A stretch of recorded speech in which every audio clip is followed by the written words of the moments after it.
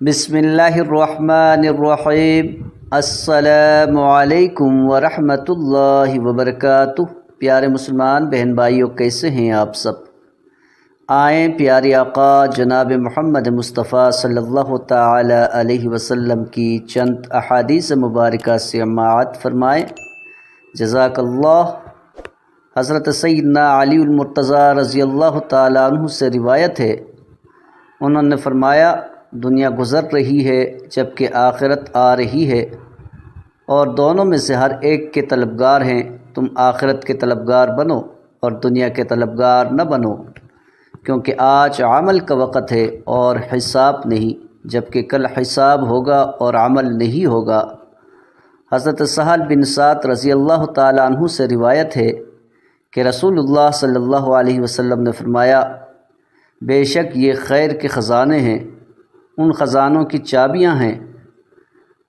اس بندے کے لیے خوشخبری ہے جسے اللہ نے خیر کے لیے چابی بنا دیا اور شر کو بند کرنے والا بنا دیا، اور اس بندے کے لیے ہلاکت ہے جسے اللہ نے شر کھولنے والا اور خیر کو بند کرنے والا بنایا۔ حضرت ابو ہریرہ رضی اللہ تعالیٰ عنہ بیان کرتے ہیں، رسول اللہ صلی اللہ علیہ وسلم نے فرمایا، جس شخص نے حلال طریقے سے مانگنے سے بچنے کے لیے اپنے اہل و عیال پر خرچ کرنے کے لیے اور اپنے پڑوسی پر مہربانی کرنے کے لیے دنیا طلب کی، تو وہ روز قیامت اللہ تعالیٰ سے ملاقات کرے گا تو اس کا چہرہ 14ویں رات کے چاند کی طرح چمکتا ہوگا۔ اور جس شخص نے حلال طریقے سے مال میں اضافہ کرنے کے لیے یا باہم فخر کرنے کے لیے اور ریاکاری کے لیے دنیا طلب کی، تو وہ اللہ تعالیٰ سے اس حال میں ملاقات کرے گا کہ وہ اس پر ناراض ہوگا۔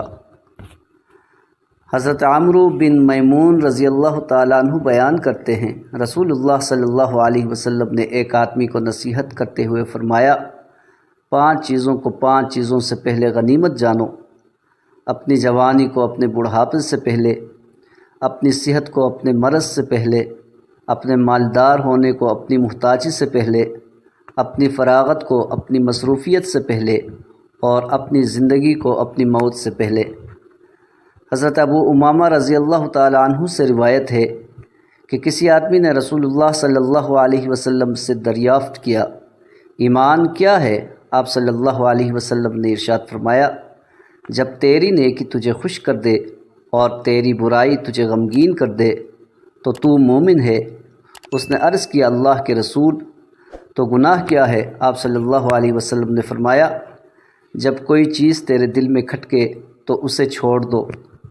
حضرت جبیر بن نفیر رضی اللہ تعالیٰ عنہ مرسل روایت نقل کرتے ہیں، انہوں نے کہا، رسول اللہ صلی اللہ علیہ وسلم نے فرمایا، میری طرف یہ وحی نہیں کی گئی کہ میں مال جمع کروں اور تاجروں میں سے ہو جاؤں، بلکہ میری طرف وحی کی گئی ہے کہ اپنے رب کی حمد کے ساتھ تسبیح بیان کریں اور سجدہ کرنے والوں میں سے ہو جائیں اور اپنے رب کی عبادت کرتے رہیں حتیٰ کہ آپ وفات پا جائیں۔ حضرت علی رضی اللہ تعالیٰ عنہ بیان کرتے ہیں، رسول اللہ صلی اللہ علیہ وسلم نے فرمایا، جب بندے کے کسی مال میں برکت نہ رکھی جائے تو وہ اس مال کو پانی اور مٹی یعنی تعمیر پر صرف کرتا ہے،